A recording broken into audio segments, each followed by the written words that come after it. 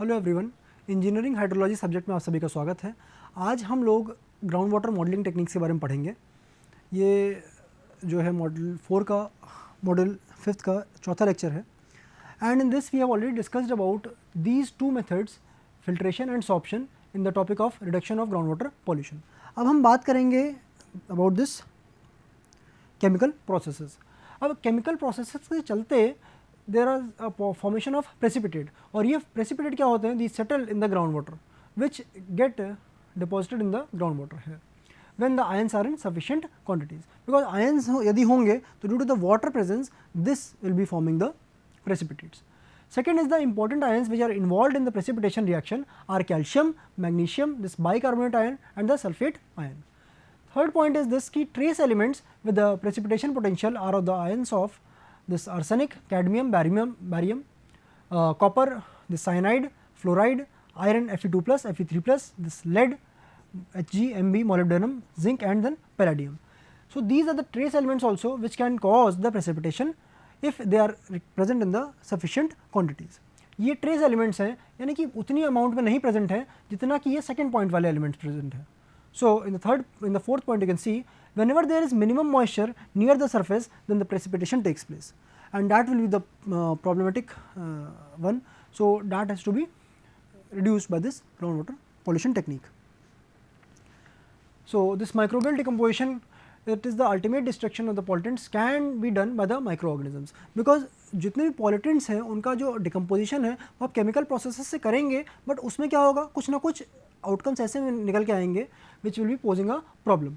But microbial decomposition से क्या होता है, वो पूरी तरीके से डिकम्पोज हो जाएगा। जैसे कि आप फूड चेन में देखते हैं कि जो अल्टीमेट डिकम्पोजर होता है bacteria and all, so that will be decomposing the product to the extent of completion and it will be helping in enriching the soil there. Another point or the method is the dilution method. By hydrodynamic dispersion, pollutants which are flowing in the groundwater, they get diluted in concentration. जब भी अगर मैं कहूँ कि pollutant 2 unit का है और water आपने 100 यूनिट मिक्स कर दिया है तो इट इज़ गेटिंग डाइल्यूटेड, तो उस pollutant का जो इफेक्ट है that is getting nullified. So that is the dilution method. Here the longitudinal and lateral spreading of the pollutants take place, thereby reducing the concentration of the pollutants.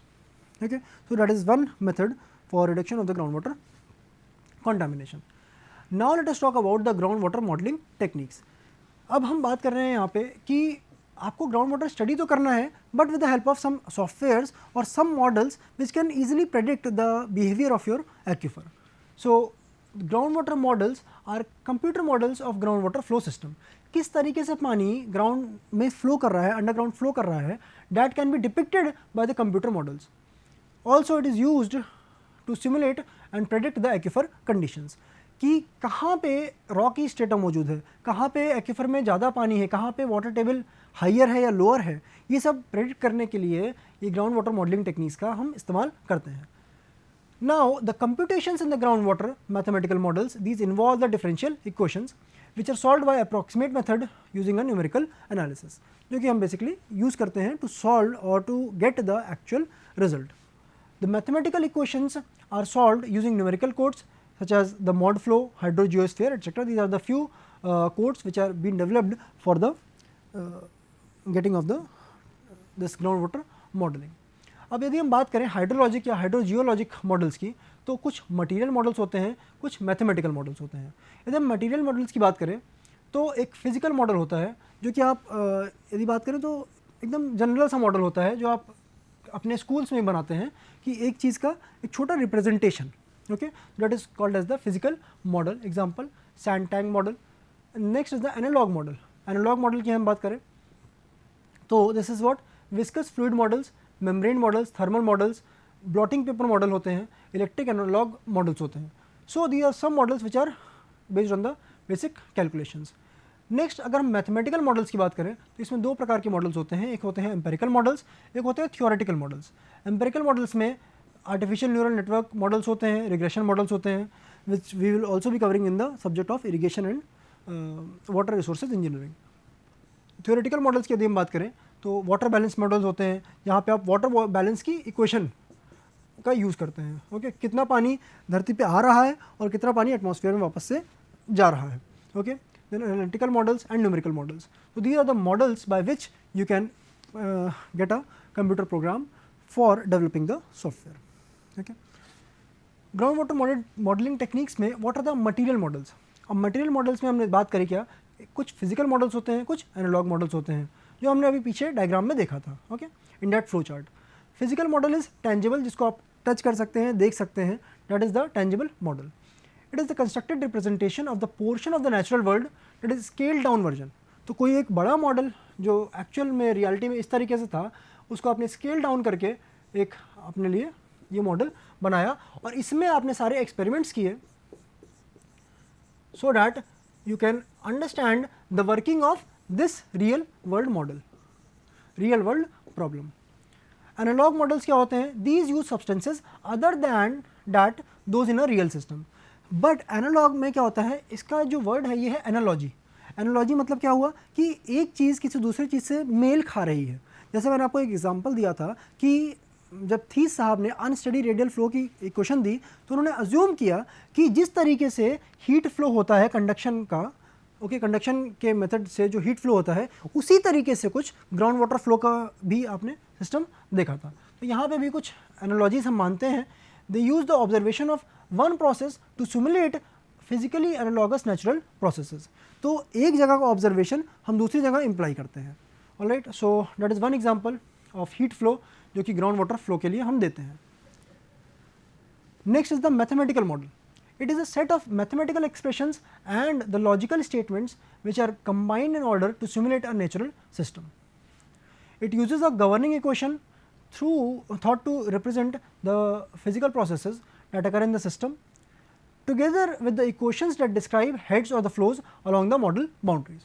तो एक governing equation होती है, okay?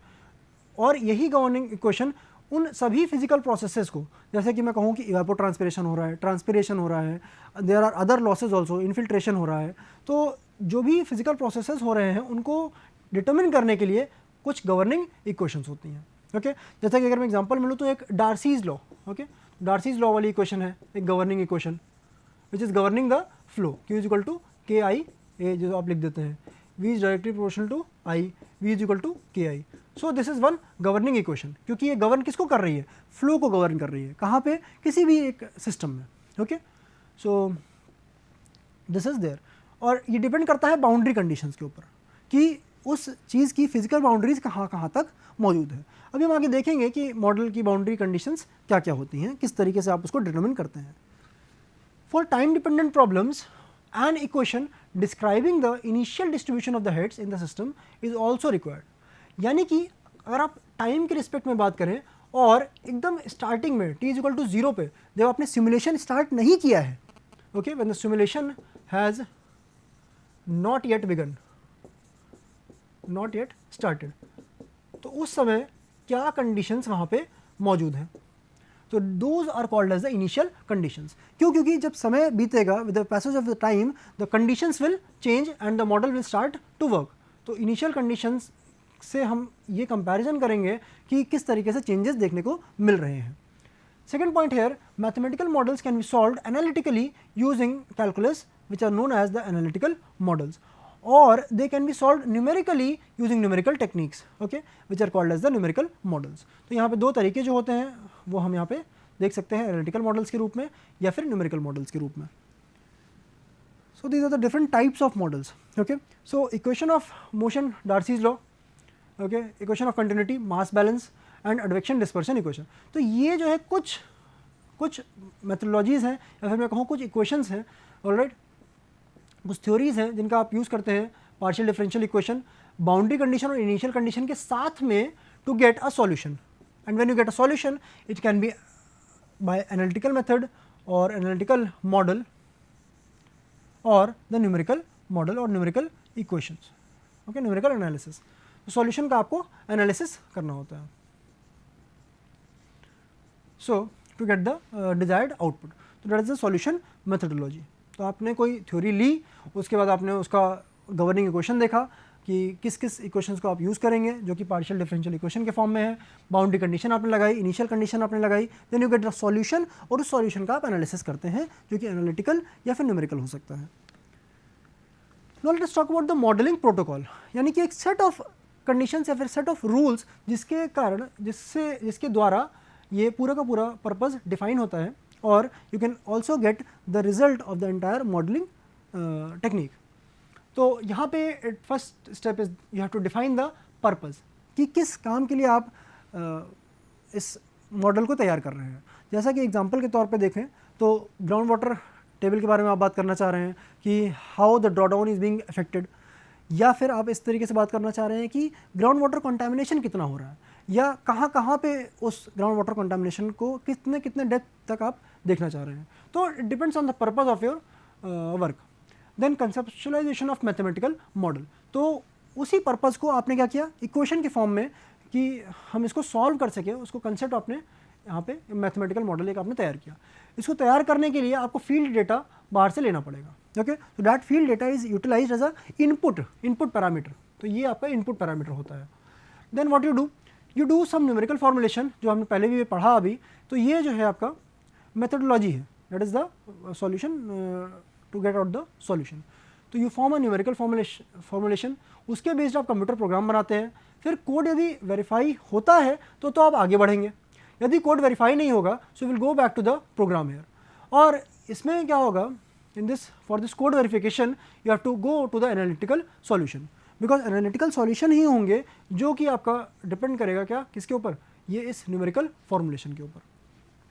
After the code has been verified you move on for the model design, और इसके लिए भी आपको input data लेना पड़ेगा टू डिज़ाइन द मॉडल। तो आपने एक बार मॉडल जब तैयार कर लिया, okay, then you have to calibrate it and verify it. Model एक बार तैयार हो चुका है, अब क्या होगा, अब आपको इसको अलग अलग क्षेत्रों में जाके यूज़ करना है। Now for that you have to calibrate the model according to your usages और द बाउंड्रीज। ऑलराइट, तो यहाँ पे depending on the boundaries you have to calibrate the model and you have to verify the model कि वो work properly कर रहा है कि नहीं, उस रेंज में, जिस रेंज के लिए आपने इसको डिवाइस किया था उसमें ये काम कर रहा है कि नहीं। And then you have to compare it with the field data here. So calibration and model verification आप लोग साथ में देखेंगे। यहाँ पे आपको एक टर्म और दिख रहा है, सेंसिटिविटी एनालिसिस। ये कहता है कि अगर एक प्रॉब्लम अलग अलग पैरामीटर्स के ऊपर डिपेंडेंट है, लेट्स से 1, 2, 3 एंड 4, यदि मैं कहता हूँ कि थर्ड पैरामीटर है ना, ये थर्ड पैरामीटर के अगर हल्का से भी चेंज करते हैं तो इस पूरे मॉडल में चेंज देखने को मिलता है। तो उस केस में हम कहेंगे कि ये third parameter is a very sensitive parameter, जिसके कारण ये पूरे मॉडल में चेंज देखने को आपको मिल रहा है। Then when you are simulating this model, okay, by the help of this sensitivity analysis you will get the result in the later stage, जो कि फिर पोस्ट ऑडिट होता है। अब पोस्ट ऑडिट क्या होता है, ये जब आपका एक बार मॉडल बन के तैयार हो चुका है, उसके बाद अगर मान लीजिए फिर से आपके पास कोई फील्ड इनपुट आता है, कोई नया इनपुट आता है यदि, तो उस केस में that model has to be re-evaluated या फिर redesigned. So in that case post audit has to be done. चलिए अब इसी मॉडलिंग प्रोटोकॉल के अलग अलग सेट ऑफ इसको थोड़ा ब्रेक डाउन करके देखते हैं, जिसमें पहला जो टॉपिक है that is the numerical solution of governing equations. So the following information is essential to fully define and also solve a transient subsurface flow or the transport problem. Transport problem के रूप में आप देखें तो यदि ground water contamination की हम एक प्रॉब्लम लेते हैं, so that can be solved using these governing equations. पहला है the governing equation that applies within the domain convert that physical problem into a mathematical one. So that governing equation has to be taken into picture. Size and shape of the region of flow, यानी कि कितनी दूरी में flow आप देखने को मिल रहा है, उसको हम बोलते हैं फ्लो डोमेन, कहाँ से कहाँ तक फ्लो हो रहा है। Conditions at the boundaries of the flow domain, that is the boundary conditions. जैसे हमने बात करी थी इमेज वेल की, तो वहाँ पे क्या हो रहा था, एक साइड पे तो इनफाइनाइट एक्सटेंट तक मान रहे थे, और दूसरे एंड पे क्या हो रहा था, या तो इम्परमिएबल बाउंड्री आ जा रही थी या फिर वहाँ पे रिचार्ज बाउंड्री आ जा रही थी। तो बाउंड्रीज किस तरीके की हैं, वहाँ पे कैसी कंडीशंस हैं, वो भी डिटर्मिन करेंगी आपके दिस गवर्निंग इक्वेशन क्या को। Fourth is the initial conditions within the flow region, that is the initial conditions. ये क्या है, टाइम t इक्वल टू 0 पे जब सिमुलेशन आपने स्टार्ट नहीं किया है उस समय क्या कंडीशंस एग्जिस्ट कर रही हैं in the entire region. Then fifth is the spatial distribution of the aquifer parameter. Then six is the mathematical model of the method of the solutions. Example ये फाइनाइट डिफरेंस से आप use कर सकते हैं, finite element से use कर सकते हैं, या फिर एमओसी से यूज़ कर सकते हैं। So by these different parts you can see the numerical solution of the governing equation. अब हम बात करते हैं बाउंड्री कंडीशंस की। तो boundary condition constrain the problem and makes the solution unique. तो एक जनरलाइज्ड हम बात नहीं कर रहे हैं, हम यहाँ पे बात कर रहे हैं कि एक लिमिट से लेकर दूसरी लिमिट पर जाना है। ओके अगर मैं कहता हूँ कि लेट से h1 डेप्थ से h2 डेप्थ तक ही आपको सिर्फ बात करनी है, तो क्या हो जाएगा, ये एक सर्टेन बाउंड्री में मैंने आपको लिमिट कर दिया। So we are talking about a certain zone only. यदि मैं बात करूँ कि इनफाइनाइट एक्सटेंट तक आपको देखना है, so I will be talking about a generalized solution. तो यदि मैं बात करूं बाउंड्री कंडीशंस की, तो जनरलाइज सॉल्यूशन नहीं मिलते हैं बल्कि यूनिक सॉल्यूशन मिलते हैं जो कि इसी बाउंड्री कंडीशंस के लिए एप्लीकेबल होते हैं। Second is this point here, mathematically the boundary conditions include the geometry of the boundary, किस तरीके की बाउंड्री है वो, and also the values of the dependent variable और its derivative normal to the boundary. So these are the boundary conditions. Next is the initial conditions. These are the values of the dependent variable which are specified everywhere inside the boundary, that is the model domain, at the start of the simulation. So these are the initial conditions which are dependent upon the time. Initially जो हो रहा है, जो conditions हैं उसके ऊपर ये depend करता है। Next जो हमने डिस्कस किया था मॉडलिंग प्रोटोकॉल में, that was the model calibration. Calibration is the process in which model parameters इस तरीके से एडजस्ट करते हैं, तब तक एडजस्ट करते हैं जब तक model output matches the field observe conditions satisfactorily. क्यों? क्योंकि आपने एक फील्ड पे जाके एक अपना ऑब्जर्वेशन ले रखा है, बट आप जब मॉडल तैयार कर रहे हैं तो उसका जो आउटपुट है वो आपके फील्ड ऑब्जर्वेशन से मैच नहीं करता है।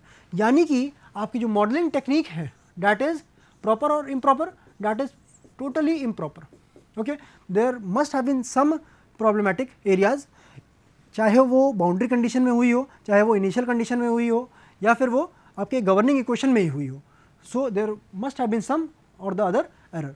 तो कैलिब्रेशन आपको हेल्प करता है कि आपका मॉडल सही तरीके से तैयार हुआ है कि नहीं तैयार हुआ है। Several statistical goodness of fit criteria have been recommended for evaluating the performance of a model. Why we are talking about the performance of model? क्योंकि जो एक्चुअल या फिर रियल फील्ड कंडीशन है, क्या वो आपके मॉडल के द्वारा जो आउटपुट मिल रहा है क्या उससे मैच खाती हैं कि नहीं खाती हैं, मेल खाती हैं कि नहीं खाती हैं। सो इसके ऊपर ये डिपेंड करता है। So in this mean error या बायस मेथड है, मीन एब्सोल्यूट एरर है, root mean squared error method है, then coefficient of determination R square के हिसाब से करते हैं, and Nash Sutcliffe efficiency which is also called as the model efficiency. These methods are basically used for the calibration processes. Next we talk about the verification. जब हम calibration करते हैं तो उस कैलिब्रेशन के बाद जो प्रोसेस है that is the model verification. तो आपने कैलिब्रेशन तो कर दिया जहाँ पे आपने रियल कंडीशंस और जो आपकी फील्ड वाली रियल कंडीशंस हैं और जो मॉडल का जो आउटपुट है उनको आपने एक तरीके से कैलिब्रेट किया।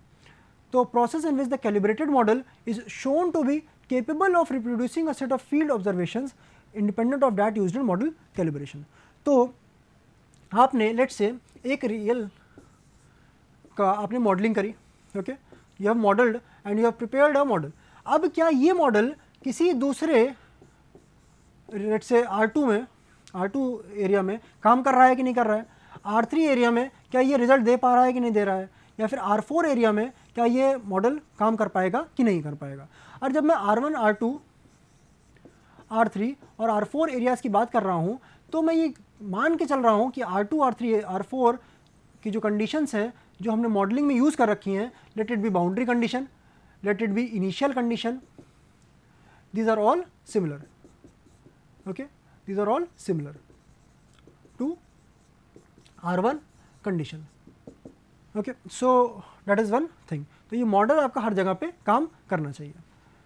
so that is the model verification। next and very important point here is the sensitivity analysis। अब कोई भी मॉडल अलग अलग पैरामीटर के ऊपर डिपेंडेंट होता है, जो मैंने आपको पहले भी बताया। लेट्स से कि अगर ये 4 पैरामीटर पे डिपेंडेंट है, ओके, कोई मॉडल 4 पैरामीटर पे डिपेंडेंट है, और इसमें से ये जो सेकेंड पैरामीटर है यदि आप इसमें हल्का सा भी बदलाव करते हैं तो मॉडल के आउटपुट में बहुत ज़्यादा चेंजेस आपको देखने को मिल रहे हैं। तो हम ये कह सकते हैं कि जो सेकेंड पैरामीटर है that is a controlling factor and this controlling factor is the most sensitive element और पैरामीटर। यहाँ पे यदि आप इस थ्योरी में आप देखें, its purpose is to quantify the effects of uncertainty on the model results. It is usually done by changing the values of model parameter, that is one parameter at a time, by known amounts and measuring the effect of these variations on the model output. तो आप parameter की value change करते जाते हैं। First parameter की value change करेंगे, second third fourth पे effect देखेंगे, फिर सेकंड पैरामीटर की वैल्यू चेंज करेंगे, थर्ड फोर्थ और फर्स्ट वाले पे आप चेंजेस देखेंगे, कितने चेंजेस उसमें आ रहे हैं। If a small change in the value of an input parameter produces a large change in the model's output, तो जैसे मैंने आपको एग्जांपल दिया सेकंड वाले का, ओके तो सेकंड वाले में यदि आपने हल्का सा भी चेंज किया और उसकी वजह से there is a large change in the model's output, then the model is said to be sensitive to that parameter, जो कि इस एग्जांपल में सेकंड पैरामीटर है, okay and the parameter is said to have high influence on the model and vice versa. तो उस parameter का influence model पे पड़ रहा है और मॉडल का जो डिपेंडेंसी है वो उस सेकंड वाले पैरामीटर पे निर्भर कर रही है। So this is called as the sensitivity analysis. Now let us talk about the groundwater modeling softwares. तो इसमें एक सॉफ्टवेयर है ModFlow, that is the 3D finite difference based model है ये, ओके इसमें सिमुलेशन किया जा सकता है ग्राउंड वाटर फ्लो का। Next is the FEM water, it is a 3D finite element model जो कि इस मेथड का इस्तेमाल करती है for the saturated unsaturated flow through the porous medium. किस तरीके से फ्लो हो रहा है in the aquifer, that is shown by this FEM water software. It is used for contaminant transport simulation, कि किस तरीके से कॉन्टामिनेंट एक पॉइंट से दूसरे पॉइंट पे मूव कर रहा है, कहाँ पे, ग्राउंड वाटर एक्यूफर में। Third is a CVAT, it is design to simulate 3D variable density ground water flow, okay. It is use to study the salt water intrusion in the coastal aquifer. तो जो coastal एक्यूफर्स हैं उसमें क्या क्या changes देखने को मिल रहे हैं, that can be seen by this CVAT। एक है model that is a SUTRA model, इसमें saturated unsaturated flow and the transport model using the finite element to model the ground water flow. किस तरीके से फ्लो हो रहा है, किस मेथड से, फाइनाइट एलिमेंट मेथड का इसमें यूज़ किया गया है। And the transport of the ground water is also taken into account in any kind of aquifer. So this Sutra is a very good software for the different purposes of modeling the groundwater. This is MT3DMS which is used to simulate the dissolved constituents in the groundwater system. यदि हम बात करें जैसे कि iron होता है ना, Fe++ और Fe3+, ओके, या फिर मैं कहूँ कि मैंगनीज भी होता है, ओके, दिस मैंगनीज आयन। तो ये manganese ion these are what, these are dissolved in the water, ground water में डिजॉल्व होते हैं। इसीलिए कई बार आप देखेंगे कि ग्राउंड वाटर का जो पानी है वो रेडिश कलर का कई बार निकल के आता है। So that it is due to the presence of these ions. तो it is this software simulates dissolved constituents in the groundwater system. It is also for contaminant transport with multiple contaminants. तो इसमें भी आप इस तरीके से इन सब चीज़ों को सॉल्व कर सकते हैं, ये सारी प्रॉब्लम को आप वेरीफाई कर सकते हैं। Then there is one software, it is the ModPath. It is for the flow path identification in the groundwater. कि पानी कहाँ से कहाँ जा रहा है या फिर मैं कहूँ कि कहाँ से कहाँ पहुँचेगा, इसको हम प्रेडिक्ट यदि करें तो that is called this flow path identification, and it is done using the ModPath software. Then there is one thing here, that is the SHARP quasi 3D simulation model using numerical finite difference model, okay.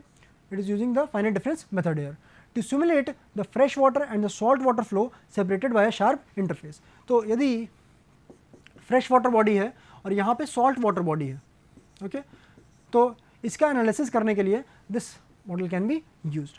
And there is one more software, that is HST3D. It simulates the heat and the solute transport in the 3D saturated groundwater flow system.